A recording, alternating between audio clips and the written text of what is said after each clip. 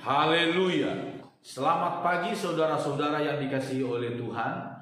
Mari sama-sama kita kembali merenungkan firman Tuhan pada pagi hari ini.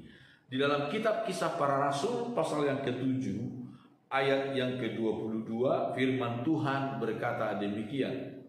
Dan Musa dididik dalam segala hikmat orang Mesir, dan ia berkuasa dalam perkataan dan perbuatannya.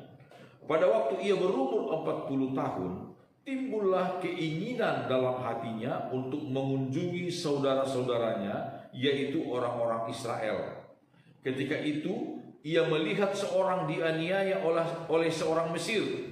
Lalu ia menolong dan membela orang itu dengan membunuh orang Mesir itu. Pada sangkanya, saudara-saudaranya akan mengerti bahwa Allah memakai dia untuk menyelamatkan mereka. Tetapi mereka tidak mengerti. Saudara-saudara yang dikasihi oleh Tuhan, kisah ini adalah merupakan rangkaian pembelaan diri Stefanus di hadapan orang-orang Yahudi sebelum Stefanus dirajam dengan batu. Saudara-saudara yang dikasihi oleh Tuhan, Stefanus menguraikan tentang Musa. Musa ketika dia lahir, kita tahu bersama kisahnya saudara-saudara, kemudian dia diasuh oleh putri Firaun. Sampai kemudian dia menjadi seorang pangeran di Mesir. Dan firman Tuhan berkata, apa yang diucapkan, dijelaskan oleh Stefanus di sini, Musa dididik dalam segala hikmat orang Mesir.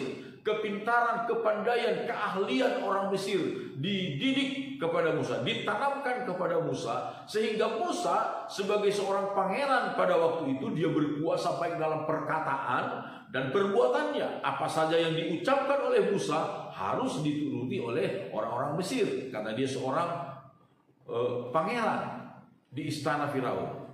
Saudara-saudara yang dikasih oleh Tuhan, tetapi apa yang terjadi? Di dalam hati sanubarinya, Musa tahu bahwa dia adalah orang Ibrani. Dia adalah orang Israel. Karena selama 5 tahun lamanya dia diasuh oleh ibunya sendiri. Dia disusui oleh ibunya dan kemudian diasuh oleh orang tuanya sendiri. Sampai kemudian dia sesudah 5 tahun baru pindah ke istana Firaun. Saudara-saudara, kita melihat di sini niat baik dari Musa. Niat baik dari Musa. Keinginan yang luar biasa baik dari Musa. Dia seorang yang sangat terhormat di istana Firaun. Dia berkuasa dalam perkataan dan perbuatan. Tetapi dia ingin melihat saudara-saudaranya yang sedang dalam perhambaan, perbudakan, kerja paksa orang Mesir. Saudara, Tuhan memandang niat baik dari seorang Musa. Tuhan memandang ketulusan hati, kerinduan untuk menolong di dalam hati Musa. Sehingga kita melihat bahwa Tuhan pada akhirnya memang menetapkan Musa, memakai Musa untuk menjadi alatnya yang luar biasa. Diawali dari sebuah kerinduan hati, keinginan yang tulus dari Musa. Walaupun pada waktu itu teman-teman sebangsanya tidak memahami bahwa sesungguhnya Allah akan memakai Musa untuk menjadi penolong mereka.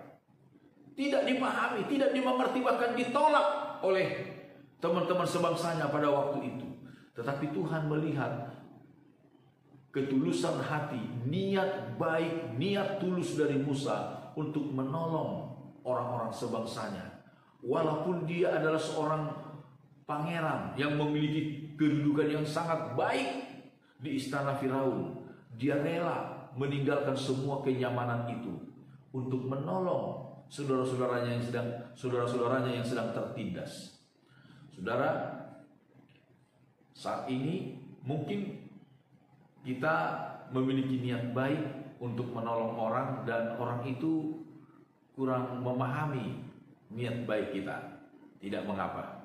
Yang penting berusahalah terus memiliki niat yang baik di dalam diri kita. Hanya baru niat yang baik saja Tuhan sudah senang, saudara-saudara. Tuhan sudah senang, Tuhan sudah perhitungkan. Dan Tuhan memakai Musa dengan cara-cara yang luar biasa.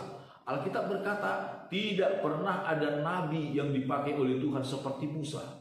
Dalam segala tanda-tanda mujizat yang dilakukannya, dalam segala pewahyuan-pewahyuan yang diterimanya, tidak pernah ada nabi atau orang lain yang mendapat kasih karunia seperti Musa di mata Tuhan. Diawali dari sebuah niat yang baik, niat yang tulus di dalam hati Musa. Biarlah kita selalu memiliki niat yang baik untuk sesama kita, saudara-saudara. Walaupun seringkali niat baik kita tidak ditanggapi dengan benar oleh orang lain, tapi jangan pernah berhenti untuk memiliki niat yang baik, untuk menolong, untuk berbelas kasihan, dan sebagainya, saudara-saudara. Puji Tuhan, Tuhan Yesus kiranya menolong kita selalu, memberkati kita dalam segala perbuatan-perbuatan yang baik yang kita lakukan. Amin. Tuhan Yesus memberkati kita. Mari sama-sama kita berdoa. Bapa di sorga, segala pujian syukur kami naikkan kepadamu. Terima kasih atas segala berkat anugerah-Mu di dalam hidup kami. Terpujilah nama Tuhan. Bapa, kami berdoa dan menyerahkan seluruh hidup kami ke dalam tangan-Mu di sepanjang hari ini. Tuhan tolong, Tuhan jaga, lindungi, pelihara kami. Kuatkan yang lemah, hiburkan yang susah, sembuhkan yang sakit. Buka jalan, beri tuntunan dalam segala usaha dan pekerjaan kami.